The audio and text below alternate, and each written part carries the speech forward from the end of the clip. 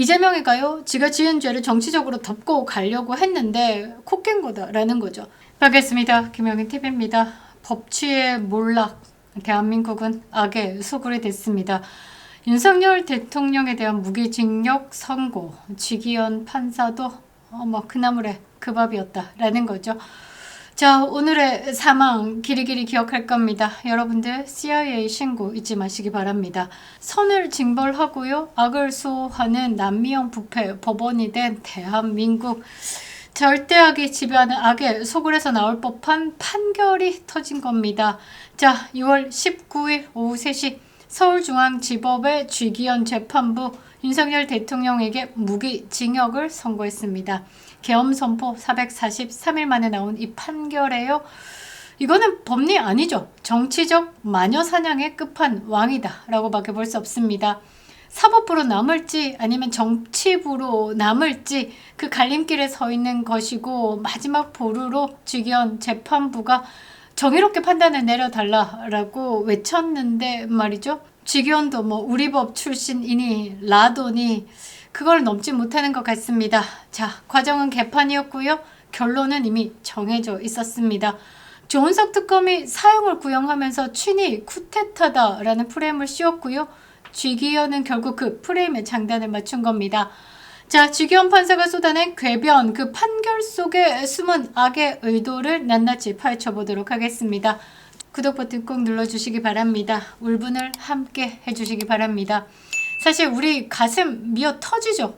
그런데요, 윤석열 대통령이 더 힘드실 겁니다. 우리가 흩어지면 안 되고 더더욱 뭉쳐야 한다라는 겁니다. 자, 본격적인 분석에 앞서서 상황을 한번 정리해 볼 필요가 있는데요. 자, 쥐기현 판사는 이미 윤석열 대통령에 대해서 구속 취소 결정을 내리면서 석방한 적이 있습니다. 당시에 이 쥐기현 판사가 단순히 풀어준 거냐? 아니죠. 공수처의 수사 절차 그리고 구속기간 계산에 대해서 중대한 하자가 있다라는 점을 분명히 했습니다. 그래서 오늘 재판의 최대 관전 포인트가요, 죄의 유무를 따지는 실체 판결이 아니라 아예 재판 자체가 잘못되었다라고 끝내버리는 공소 기각의 여부였습니다.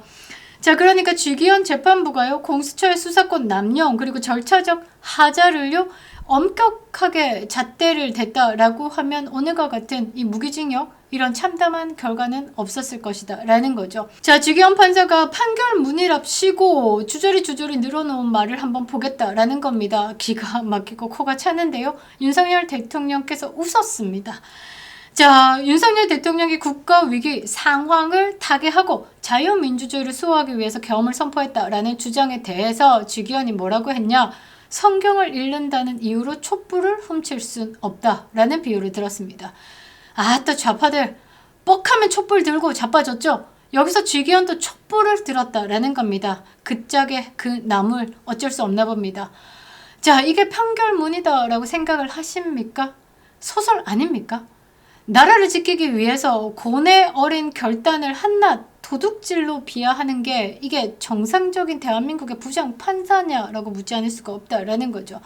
자, 특히 이번 재판에서요, 증거랍시고 채택됐던 것들 보면 곽종근의 진술, 홍장원의 체포 메모. 자, 곽종근의 진술 시간이 맞지 않습니다. 윤석열 대통령과 통화하기 전에 10분 전에 곽종근이가 먼저 국회의원을 끌어내라 라고 지시를 했습니다. 그러면서 본인이 직접 들은 것도 아니면서 말을 바꾸면서 정황을 왜곡했습니다. 자, 홍장원의 체포 메모, 이거는 뭡니까? 앞뒤도 맞지 않고 짜맞추기식 기록이 이미 드러났죠. 자, 박선원의 필체와 동일한 필체다라고 감정까지 받은 상황입니다. 그런데 쥐기현 판사는요, 공수처법상 수사 대상도 아닌 내란죄를요 억지로 엮어가지고 대통령도 수사 가능하다라는 해괴한 논리로 이것을 정당화했습니다. 사실 요거 지금 캡처로 많이 돌고 있는데요. 그래, 현직 대통령도 수사가 가능하다. 이재명 재판 8개 사건에 12개 혐의에 5개 재판 지금이라도 시작하라 라는 겁니다. 자, 여기에 더해서 쥐기현 판사는요, 뭐라고 했냐, 국회와 선관위에 군을 보낸 것 자체가 국헌문란의 목적이다라고 쐐기를 박았습니다.